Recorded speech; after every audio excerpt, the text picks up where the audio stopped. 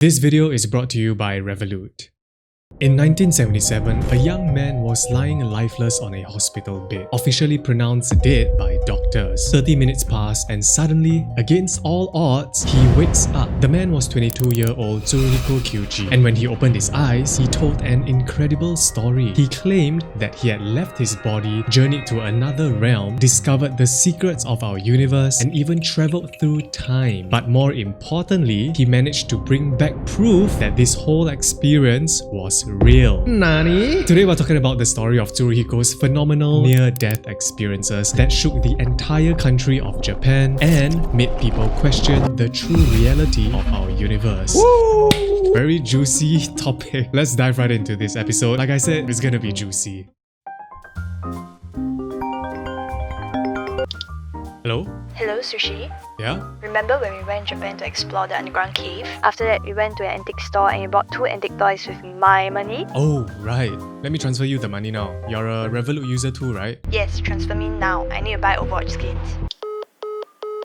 Well, it's a good thing that me and Annabelle are both Revolut users because it makes peer-to-peer transfers free and instant regardless of where you are. Even if you're overseas, you can quickly transfer funds to your family and friends. I'm personally a frequent user of Revolut. I even have my metal card. And this feature is super useful when my team and I travel to, let's say, Japan to film something. I can easily transfer petty cash for us to spend. Also, if you guys travel in groups or with your friends, Revolut allows you to easily split payments directly in the app with your friends or family, which is super handy. Everyone can see exactly what they owe, and Revolut can even send smart reminders so nobody forgets to pay. Revolut is my go-to overseas spending app, which allows me to spend in over 150 countries at amazing exchange rates. And if you guys would like to sign up for Revolut for absolutely free, click the link in the description below. I mean, it's completely free, so you can just try it out and see if it works for you. But the first 200 signups via my link in the description or by scanning this QR code will get to enjoy a $50 cashback, which you can actually use to upsize your plan to a paid subscription. So go sign up now. I mean, it's free and it sounds like a pretty good deal to me. And thank you so much to Revolut, our longtime partner, for sponsoring today's video. Alright, now back to Tsuruhiko's story.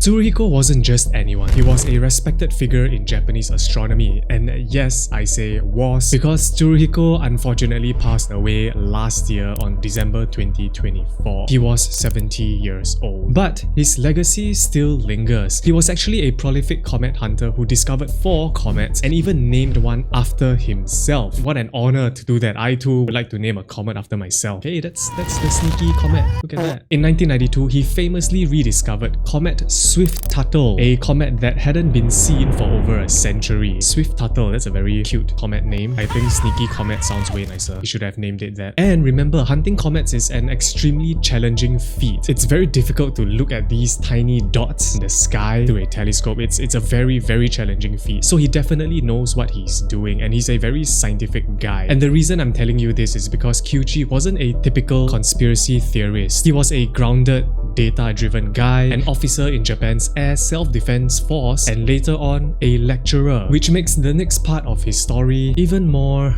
interesting. With that being said, let's go back to that fateful night in his hospital bed in 1977 when the first and most dramatic NDE occurred. This is what he saw. Tsuruhiko Kyuchi was 22 years old, working as a flight operations dispatcher at Hyakuri Air Base, when all of a sudden, he was struck by an excruciating abdominal pain. Doctors discovered he had a rare condition, superior mesenteric artery obstruction, basically blood flow blockage to the intestines, which at that time was considered a death sentence. Remember, it was 1977. And despite doctors' efforts, Tsuruhiko's heart unfortunately stopped. He was officially pronounced dead and remained clinically dead for a full 30 minutes. Then, the impossible happened. Tsuruhiko came back to life. 30 minutes after he flatlined, his heart started beating again and he began breathing. The medical staff were astonished. No one had ever survived this condition before, let alone revive after half an hour of death. But the real shock came when Tsuruhiko began to describe what had happened to him during those lost 30 minutes. According to Tsuruhiko, as soon as his body gave out, his awareness went somewhere else. First, he found himself drifting in complete darkness until a distant glimmer of light caught his attention. He felt drawn towards it, and as he moved closer, the light formed into a tunnel. Tsuruhiko entered this mysterious tunnel and immediately emerged into a vast, beautiful landscape unlike anything on Earth. He described finding himself standing in a beautiful meadow with flowers in full bloom stretching as far as he could see. Strangely though, he still felt solid, even without a heartbeat. He seemed to have a body. Walking barefoot in the grass, he could feel soft soil and blooming flowers under his feet. Everything was vivid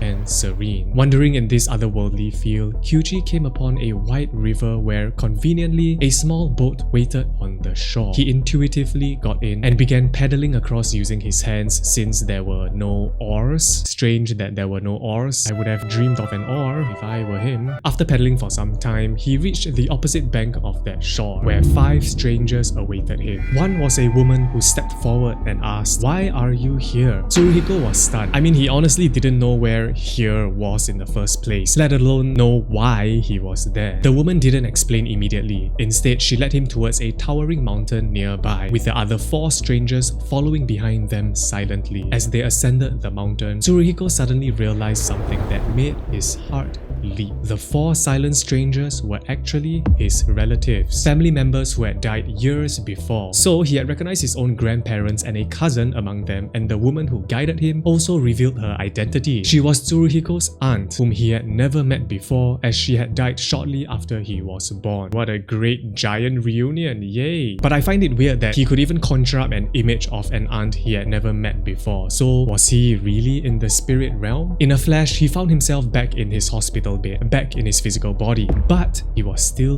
dead. He became aware that he wasn't breathing and his heart wasn't beating, essentially observing the moment after his death but before his revival. He saw his distraught parents at his bedside, his mother weeping, then turning around and running out the room in grief. Tsuruhiko tried to speak to his father, shouting, I'm here," but his father didn't react. In fact, no one could see or hear Tsuruhiko's spirit, even as he stood right next to his own lifeless body. And I can imagine that must be quite a frightening scene. Like, I can't imagine looking at my own dead body like, damn, I'm so ugly when I'm dead.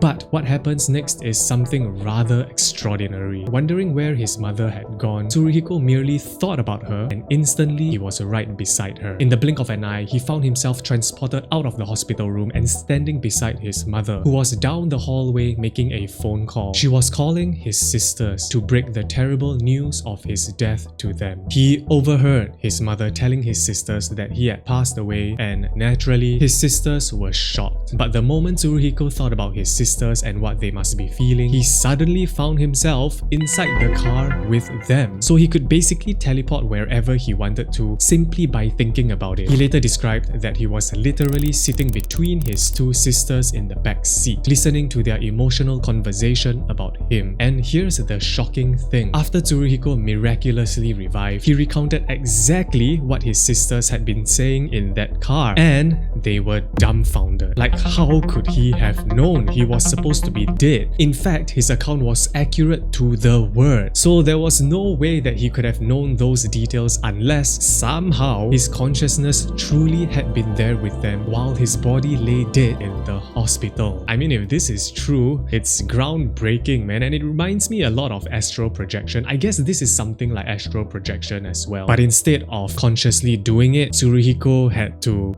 pass on to actually enter this spiritual realm. And this detail left Tsuruhiko's family and doctors completely stunned. How could a hallucination, as skeptics called it, let someone accurately report real events happening far away from their lifeless body? But for Tsuruhiko, this was proof that his soul or consciousness had genuinely left his body and roamed free. But Tsuruhiko's journey outside his body wasn't over yet. In fact, it was only just getting started. He realized that not only could he teleport to different places in the present, but he could also move beyond the present. Tsuruhiko wondered, if consciousness isn't bound by space, could it also be free of time? According to him, the answer was a resounding yes, because in this state, time and space meant nothing. Past, present, future, all were accessible in an eternal now. As soon as Tsuruhiko intended to go somewhere or somewhen, he could simply be there by thinking about it, which kind of hints to the theory that our whole universal experience isn't linear, but everything is happening all at once in a constant, eternal now. We only perceive it as linear, if that makes sense. And the first thing Tsuruhiko did was thought of a childhood memory that had always puzzled him. Years ago, when he was a little boy playing by the river with his younger sister, a dangerous incident occurred. Out of nowhere, a large boulder on a nearby slope came tumbling down towards them. Little Tsuruhiko was too absorbed in play to notice, and his sister didn't see it either. But just before disaster struck, someone yelled, "Look out!" This warning shout alerted little Tsuruhiko just in time, and he managed to shove his sister out of harm's way. The siblings were saved by a mysterious good Samaritan, except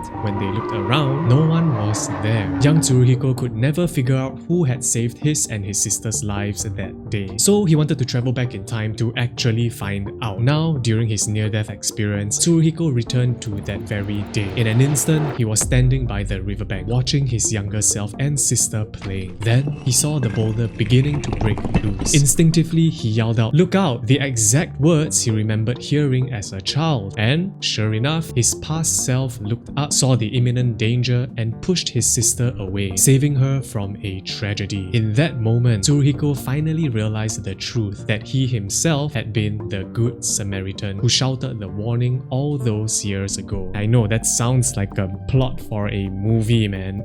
But then he thought, if I can visit the past, what about the future? The moment he thought about the future, he found himself propelled forward in time. He got brief, fragmented glimpses of what lay ahead in his own life. In one scene, Tsuruhiko saw a middle-aged version of himself standing at a podium giving a lecture in a university classroom. At 22, he wasn't a teacher yet, but indeed, years later, Tsuruhiko became a lecturer, just as his vision showed. In the next scene, he saw an even older version of himself teaching children about stargazing, which confirmed that his life path would involve educating others about astronomy or the mysteries of the universe, which also turned out to be true. However, Tsuruhiko's visions weren't all happy. He described one disturbing image. While he watched an elderly version of himself teaching under a starry sky, the scene overlapped with a vision of ruins and rubble, as if two transparent realities were superimposed. It was as if one possible future was Tsuruhiko peacefully sharing knowledge with the next generation, but another possible future showed complete destruction. Buildings collapsed and everything in chaos. Tsuruhiko felt a wave of dread. He interpreted this dual vision as a warning that the future is not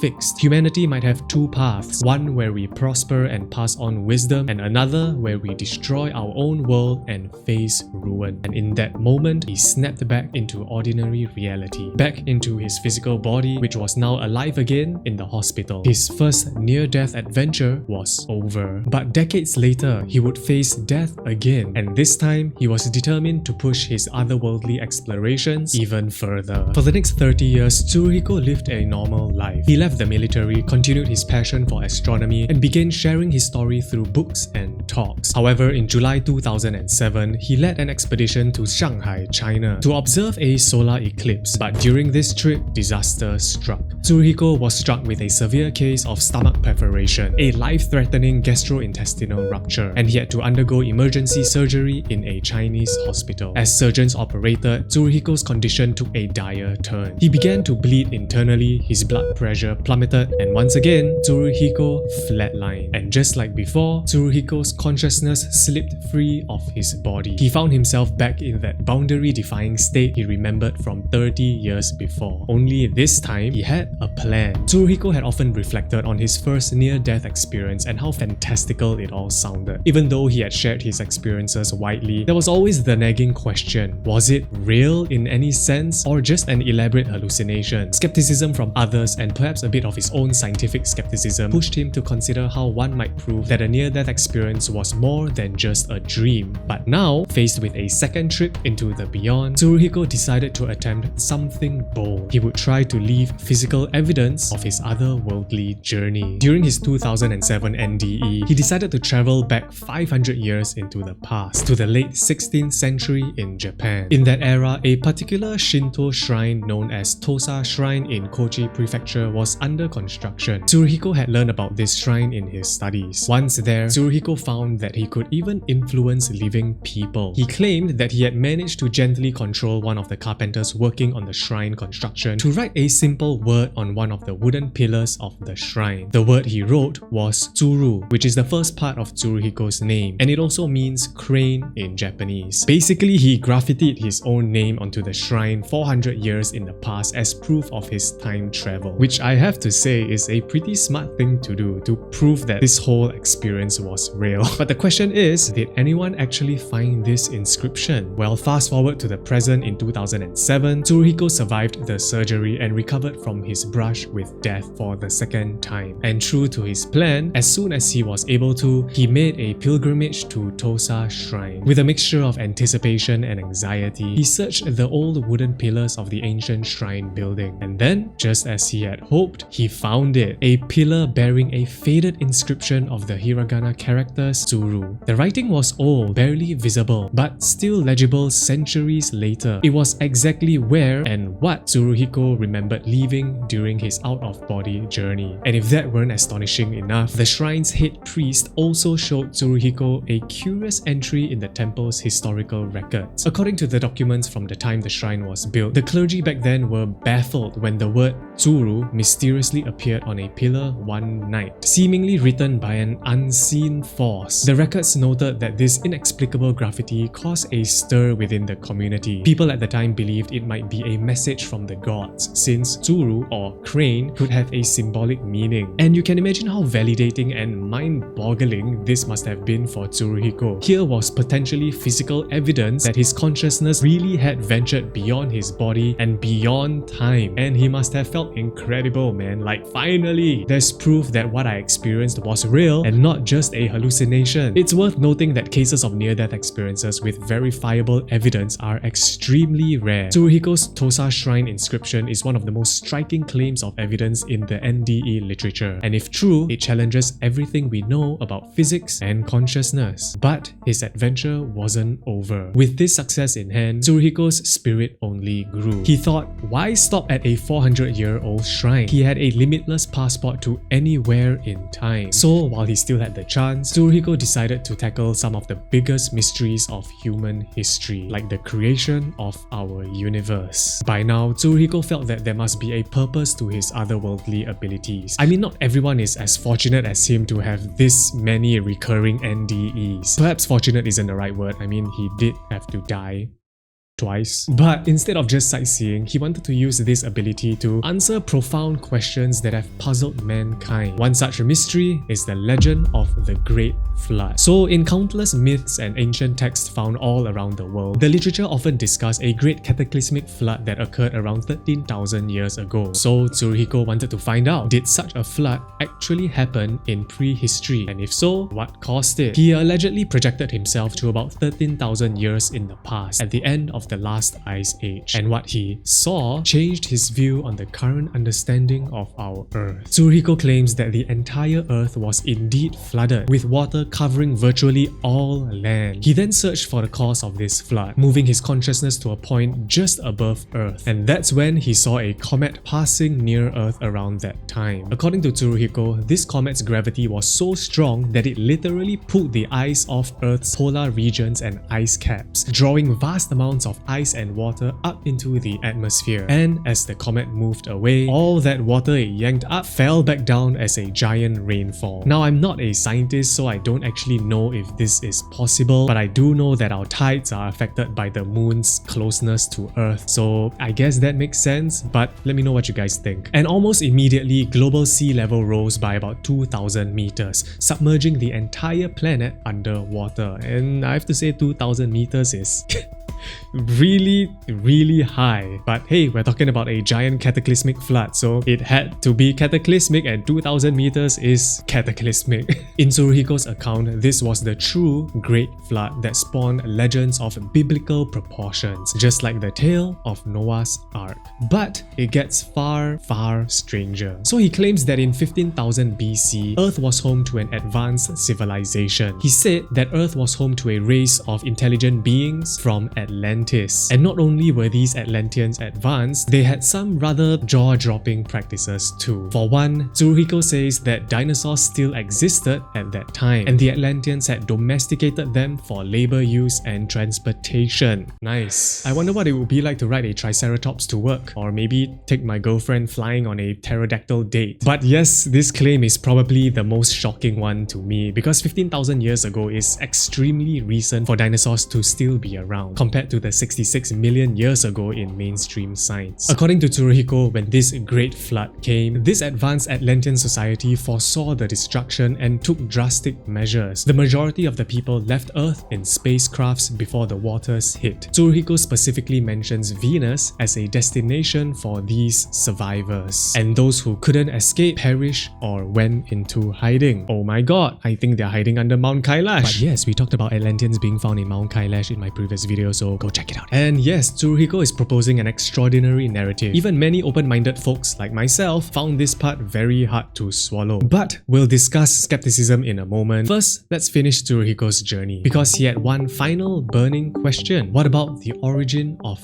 everything? Why not go all the way back to the beginning of the universe? He projected himself back, all the way back to the dawn of time, the very origin of our universe. Remember, Tsuruhiko was scientifically literate. He had always believed in the Big Bang Theory as a logical explanation for the universe's beginning. But what Tsuruhiko saw in his journey was completely different. Instead of a fiery explosion of a singularity point, Tsuruhiko perceived nothingness at the start of time. There was no matter, no energy, absolutely empty. But in this vast nothingness, he sensed one intense presence. He described it as a single great consciousness, an awareness as vast as the universe itself, existing in the void. This, he said, was the source of everything. He termed it the Great Universal Mind, which I guess can be construed as God, the universe, the cosmic ether, whatever you want to call it. And according to Tsuruhiko, this super consciousness thought the universe into existence. He said that this greater universal mind concentrated its will, and by doing so, it spawned atoms and particles out of nothing. Those particles multiplied exponentially, coming together to form the cosmos, stars, and galaxies. In other words, mind came first, matter second. And I find this so interesting because it reminds me a bit of Hinduism, where it is said that Lord Vishnu breathed the universe into existence, meaning that there was a greater consciousness that was there first, and then it breathed life into the universe. Tsuruhiko then returned from this journey with a radically different view of life. He concluded that every individual consciousness is a fragment of that one greater universal mind. When living beings die, their personal spark of consciousness doesn't vanish. Instead, it reunites with the big mind, like a drop of water returning to an infinite ocean. This greater universal mind contains all knowledge and all memories, every thought, experience, and feeling that any being has ever had across all of time. And yes, this is similar to concepts like Brahman in Hindu philosophy, or the idea of cosmic consciousness. Tsuruhiko's revelation basically aligns with the age-old mystical idea that all is one. I am you, and you are me. Hello, Sneaky Sushi. But was everything that Tsuruhiko said real? To him, it certainly was. In fact, he was so convinced that he started giving lectures, writing books, and speaking in interviews about all these experiences up until 2023. And many people do believe him. However, when confronted with a story this fantastical, we cannot be so naive, and a bit of skepticism is needed. Critics argue that the simplest explanation is that Tsuruhiko's NDEs were elaborate hallucinations produced by his dying brain. Because when the brain shuts down, its normal processing falters and can create vivid dreamlike experiences, and these experiences can be tainted with Tsuruhiko's own subjective beliefs of the world, like Atlanteans or dinosaur buses. And remember, Tsuruhiko had a fascination with astronomy and space, which could be a reason why his visions contain themes of the cosmos and space travel. And I also read that when we die, our brain produces a small amount of DMT said to ease us into the afterlife, and DMT is a highly psychedelic chemical chemical, so this could be the reason for his hallucinations, although it is debatable whether our brains actually produce DMT upon death. And then there's the Tosa Shrine inscription. Unfortunately, there is no photographic record, or any record in fact, about the Tsuru inscription on a pillar on the shrine. No mainstream historian has confirmed that the faded Tsuru is 400 plus years old, or even if it existed or not. I did find a Japanese webpage that said it captured a photo of this inscription, but the image link was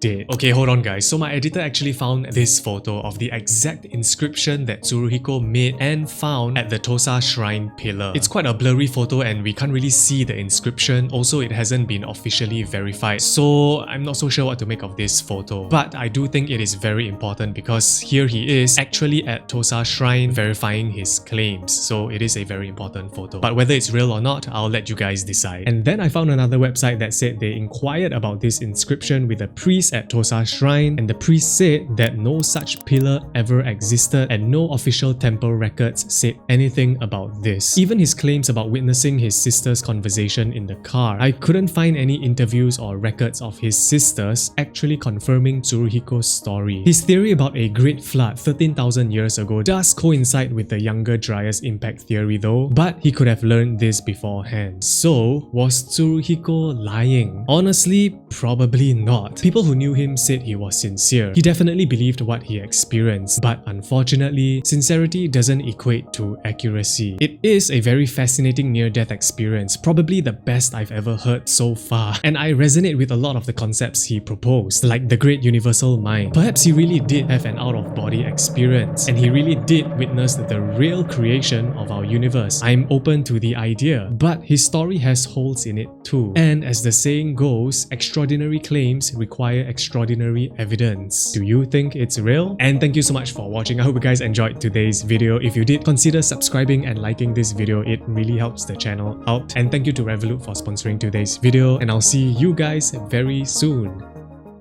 Peace.